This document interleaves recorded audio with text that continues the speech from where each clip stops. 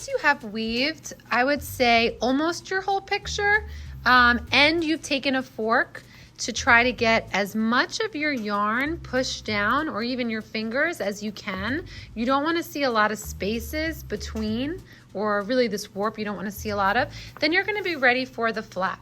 Now, you can do your flap a totally different color. I think I'm going to do it all white because I don't have any more of this blue. And I'm going to cut a little bit off here, but I want to leave enough so that I can attach my white yarn. And first I'm just going to attach the yarn by making a knot. So I crisscross, go underneath, crisscross again, and then go inside that hole, and I'm going to just repeat that. Then I'm going to get a popsicle stick, and I'm going to make an arrow. Now this arrow, I'm going to weave this popsicle stick as if I'm weaving with a needle. So I'm going to, this last stitch over here was under, this is going to go over, under, and I'm going to kind of just weave this through. Now when we were weaving before, we were weaving around the loom because we were making a pouch. For the flap, you're just going to weave on one side, but you're going to have to go back and forth, which you haven't done yet. So this little tool is going to help you. So once you weave it through, then you're going to flip it up so it makes like a tunnel, and that's going to be like a little shortcut when you're going in one direction. So let me show you how that's going to work. So I'm going to thread my needle by doing that little trick where I fold it, put it through, leave a little tail.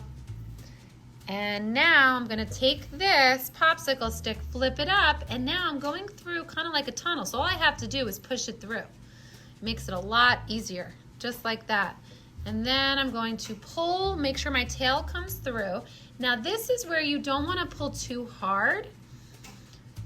And then I'm going to scrunch it down just like you did with your fork before, or your fingers. Now, because I'm going in the opposite direction of my arrow, I'm going to push my arrow down and move this up to the top.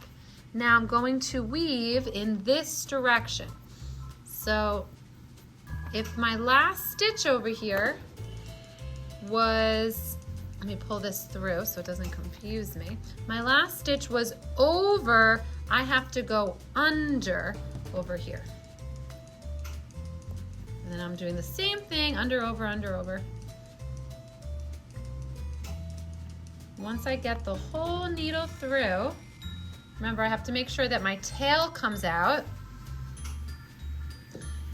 If you pull it too hard, you're gonna see it starts to kind of like fold in. So you don't wanna pull it too hard. You wanna pull just enough, scrunch it down, and then this looks really long, so I'm just gonna trim this a little shorter. Now I get to use my trick.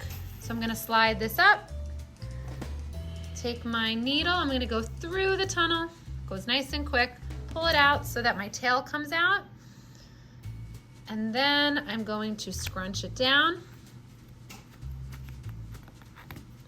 just like that. I'm gonna pull this all the way up, flatten it, and now I have to look at my last stitch, which looks like it was over, so then going back in this direction, I have to go under. And I'm gonna keep doing that until it gets about this high. You don't want it to be the whole length of your pouch, probably a little less, a little more than half.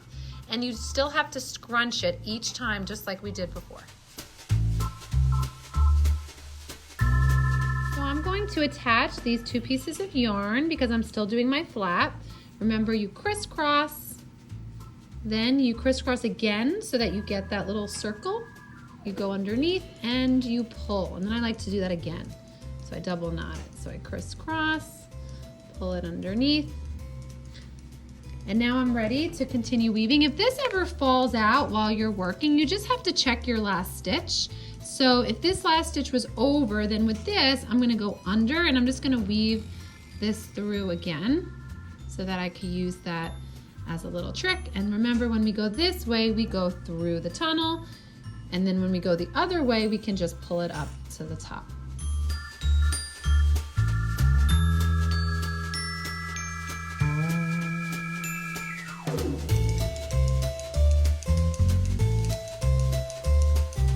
So I'm probably gonna weave a little bit more. Remember, you don't want to pull on it too much, and if it gets too tight, you can always kind of pull it out a little bit and then just use your fingers to scrunch it down.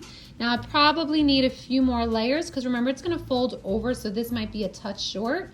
Once you're all done, you will watch the last video, which will show you how to knot your remaining string onto the loom and then how we're going to cut it off. But do not do that until you watch that last video.